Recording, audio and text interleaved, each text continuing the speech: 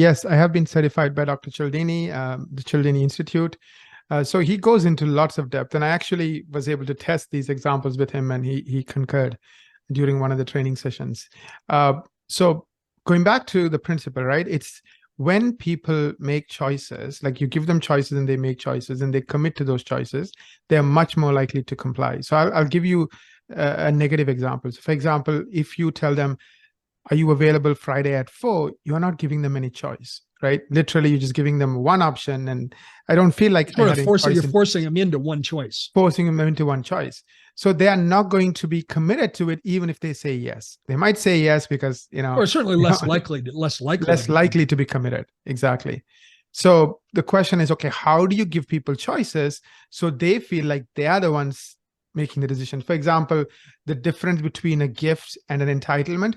Instead of saying, okay, get any water you want, like when I ask you, do you prefer, sparkling or regular, and you choose sparkling, you feel like you had some say in that thing that you got, so you feel happier about it. So it just changes the way we appreciate something, we believe in something. So anyways, coming back to this example, Gary, so let's say you're trying to book an appointment. The patient is calling on the phone. Let's say they were trained by you, Gary. You are an expert trainer when it comes to helping people answer the phone. These people are trained by you. One of the things you would train, I know you have seen you do this, is, asking for an appointment. How do you ask for an appointment? You can just say, are you free? Are you available Friday at 4? Or now let me pause for just a minute there. One of the things that I teach our clients and team members is never ask a question you don't want to accept the answer to. Right. So the worst scheduling question, and we hear this all the time, by the way, and doctor, you might want to have your antenna out to see if this happens in your practice. The team member will turn to the patient and say, when would you like to come in? And the patient could say, well, Saturday afternoon worked great for me. Oh, well, we're not open on Saturday. And immediately we just went down the drain on that one because they wanted to come in on Saturday. We asked a question we don't want to accept an answer to. Another one that you don't want to ask is, Naren, would you like to pay today? No. If Naren says no, where am I going with that? It's like, no. Yeah. So never ask a question you don't want to accept the answer to. So on the first one, Naren will give an example. On the second one, say, Naren, today's balance is 200. You can take care of that by cash, check, or credit card. Which would you prefer? Right. So now I'm giving choices, but they're frankly choices that I'm willing to accept any of the answer to. Exactly. And no isn't one of those. No isn't one of those. So don't ask a question they can answer no to. Go back to the scheduling detail or the scheduling application of commitment and consistency. Absolutely. So the patient is person on the phone. They built rapport. They got to know the patient, and the absolute must they have to do before they hang up the phone is to ask for an appointment. I'm talking about the team member, right? So how do you ask for an appointment? The way to ask for an appointment is ask them questions to find out what their preference is. Instead of saying, you tell me when you want to come in, you can say, do you prefer mornings or evenings?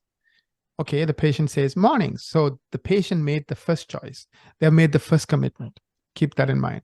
Next, do you prefer early in the week or later in the week? I prefer early in the week. We have 2 slots, Monday at 9 a.m. or Tuesday at 10 a.m. Which one do you prefer?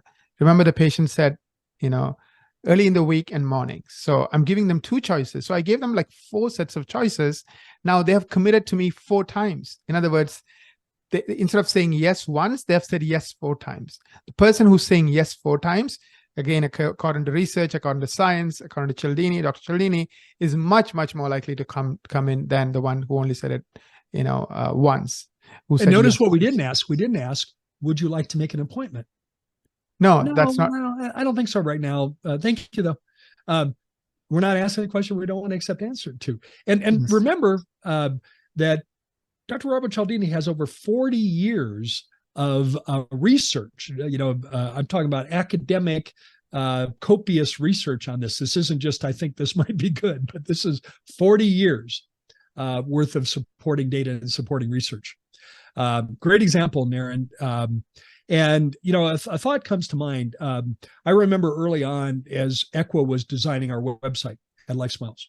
One of the things that I noticed was that because I'd read the book Influence by Robert Cialdini, I noticed that you, when you're designing the website, had very subtly integrated, like you've woven these 7 principles into different aspects of our website, very subtly. Seamlessly, subtle, organic, naturally. It was just there. And remember, this is all about influence. So when someone lands on our website, what are we trying to influence? We're trying to influence them to pick up the phone and call and make an appointment. And you and your team have woven this in a very subtle way through every single page of our website. And if any of our listeners would like to see what that looks like and see how that can radically change your practice, I'd encourage you to schedule a marketing strategy meeting with Equa, where Lila Stone can show you what that looks like and explain the difference it might make when people land on your website. Just go to equa.com/MSM. And Naren, that's something you've done as a courtesy to any of our listeners at the Less Insurance to Business podcast. Absolutely, Gary.